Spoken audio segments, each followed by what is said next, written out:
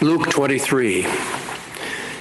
It was about noon, and darkness came over the whole land until 3 p.m, while the sun's light failed, and the curtain of the temple was torn in two. Then Jesus, crying out with a loud voice, said, "Father, into your hands I commend my spirit." Having said this, he breathed his last.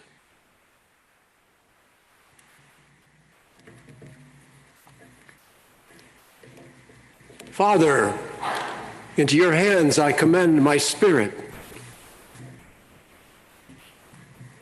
At a funeral and burial, it's difficult for a wife or husband to say, "God, now I release my spouse to your good keeping." Even more heart-wrenching at a funeral is the need to say, "Now I release my child from my loving presence, oh God, as I try to commend this child to you."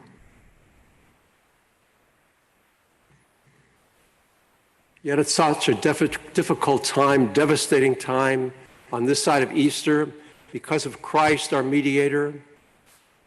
For a hurting soul, there's some consolation, some comfort in that grief-filled time. We need Easter to handle our horrendous Fridays. So what was Jesus thinking about when he said these final words on that horrendous Friday? Father, into your hands I commend my spirit. This phrase is actually from Psalm 31. It was the childhood prayer of every Hebrew, like our childhood bedtime prayers.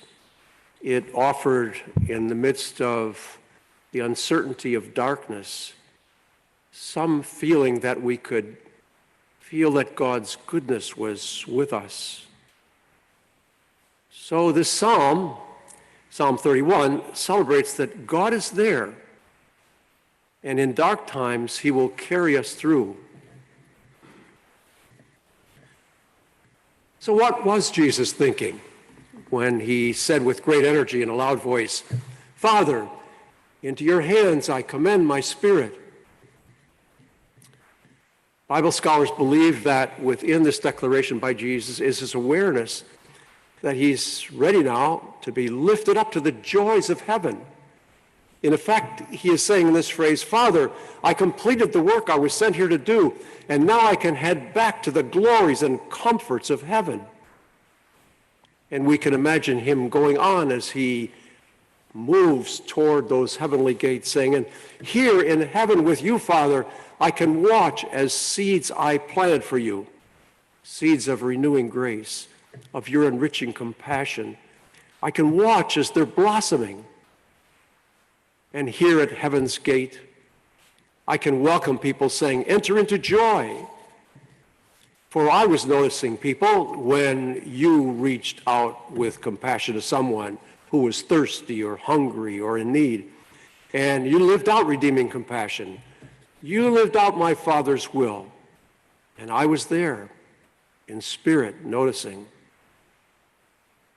Father, here now and back in heaven, I can partner with you in spirit, blessing those who seek to live in spirit with us in their daily pursuits."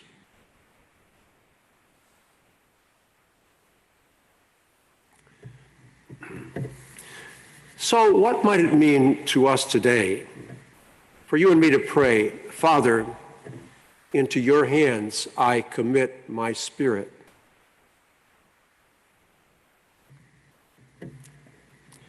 Wayne Alderson was thrilled to be hired as a manager at a steel company.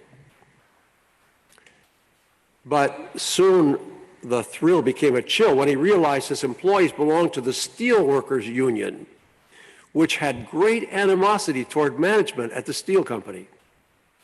And he wondered, what am I doing here? I've been hired as a manager to face all their hostility. How shall I flee from this place? So that night he prayed, in effect, Father, into your hands I commit my desolate spirit.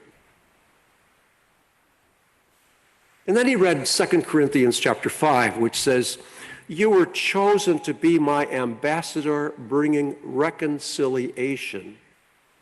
And he wondered, God, you're calling me to be a reconciler here? Are you calling me to be your redeeming presence here? And so he had to make as his daily rote prayer while he was there something like, Father, into your hands and for your guiding thoughts for me, I commit my spirit. And God used him to turn that steel mill around from a deficit of $6 million to a profit of $6 million in 18 months.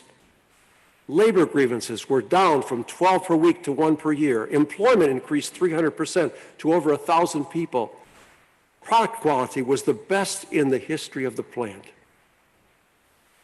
And it started with Wayne Alderson praying, in essence, Father, into your hands I commit my spirit. Susanna Wesley prayed in her daily devotion something like, Father, into partnership with your spirit I commit my work with these 10 children of mine. Who could have known that the huge Methodist denomination would grow out of a mother in poverty, living out that prayer, Father, into your hands I commit my spirit. Larry Dossey, a medical doctor, reports an amazing discovery that when patients stepped above just asking for healing and prayed for something like this, Father, into your hands I commit my spirit, let your will be done through me, that much greater healing results happened, and they were happening more often. Harold Koenig, another doctor, a surgeon, had to give up his practice because of the crucifying pain of arthritis in his hands.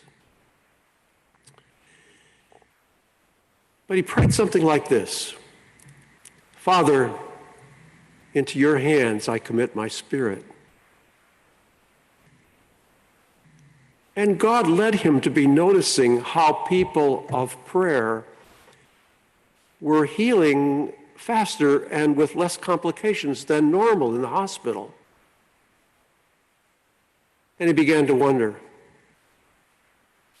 is that God's new calling to me? To verify this?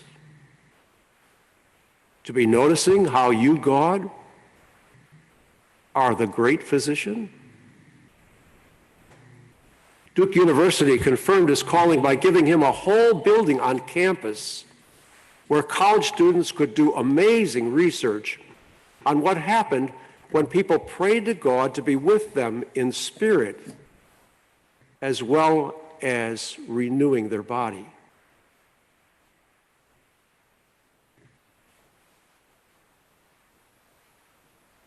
On this side of Easter, the Apostle Paul addresses us in 1 Corinthians 15 with an exclamation also. God gives us victory through Jesus Christ. So be steadfast in partnering with God and Christ. See the initiatives that God envisions you can be doing.